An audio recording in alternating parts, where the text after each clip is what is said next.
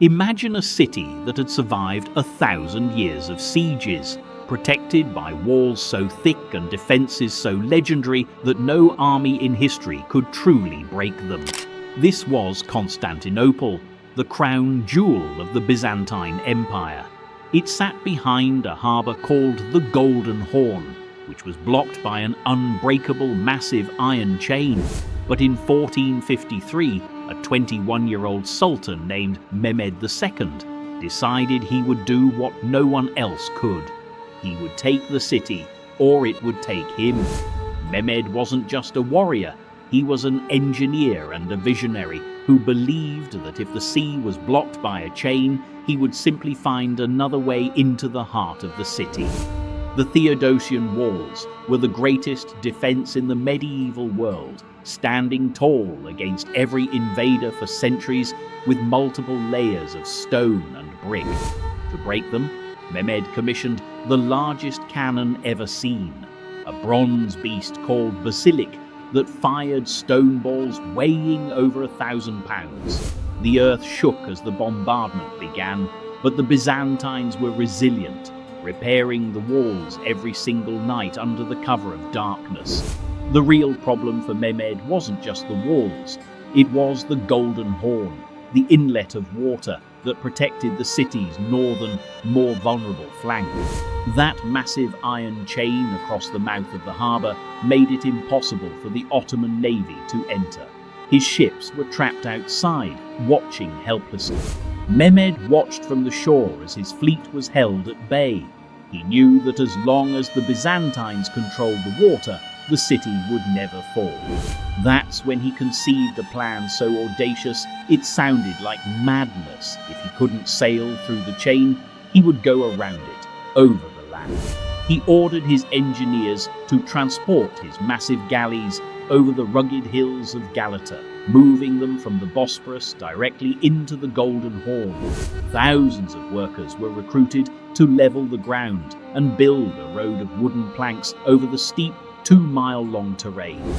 They didn't just use wood, they imported tons of animal fat and oil to grease the logs, creating a slippery track across the earth. Under the cover of a single night, the operation began, hidden by the diversion of a massive artillery barrage on the city walls. Tens of thousands of men and teams of oxen strained against the ropes, pulling the heavy wooden hulls up the 200-foot incline.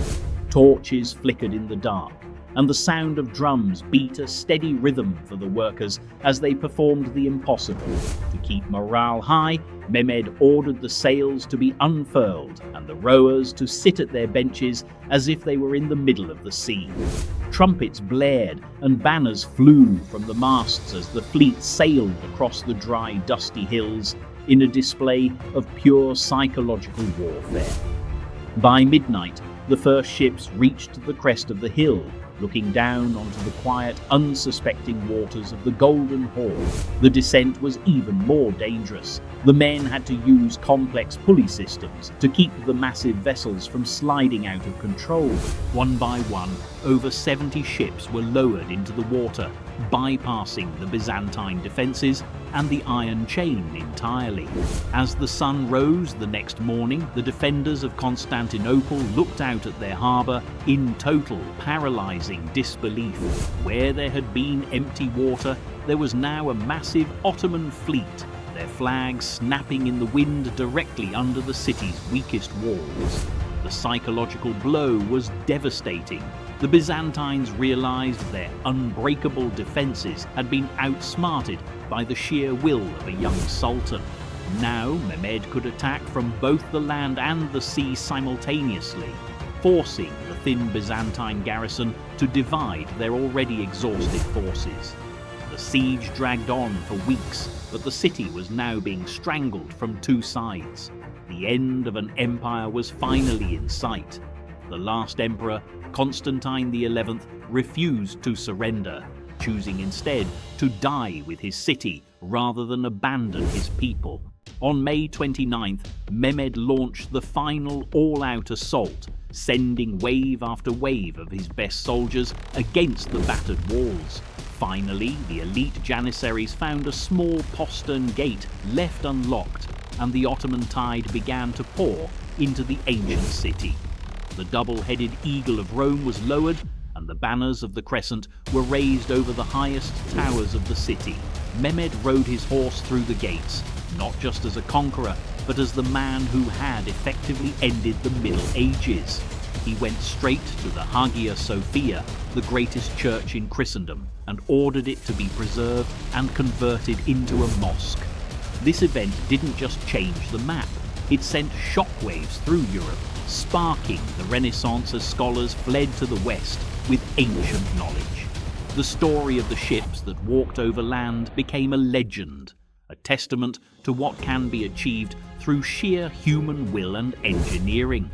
It proved that no defense is truly impenetrable if the attacker is willing to redefine the rules of engagement and think in 3 dimensions.